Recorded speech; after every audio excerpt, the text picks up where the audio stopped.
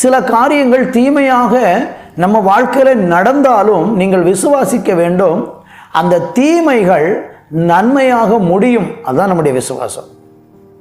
அதுதான் நன்மையாக முடியும்.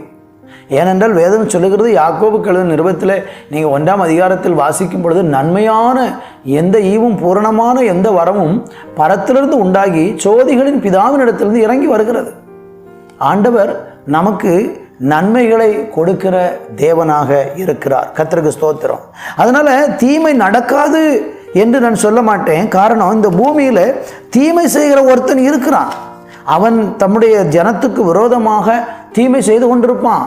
ஆனால் கர்த்தர் என்ன செய்வார்னா, அந்த தீமையை இந்த வருஷத்தில் நன்மையாக மாற்றுவார். நீங்கள் விசுவாசிக்கணும். தேவன் தம்மிடத்தில் அன்பு கூறுகிறவர்களுக்கு சகலமும் நன்மைக்கு ஏதுவாக நடக்கிறது என்று சொல்லப்பட்டிருக்கிறது. அதனால் தீமையை கண்டு பயப்பட வேண்டாம். தெய்வம் அதை நன்மையாக மாற்றுவார்.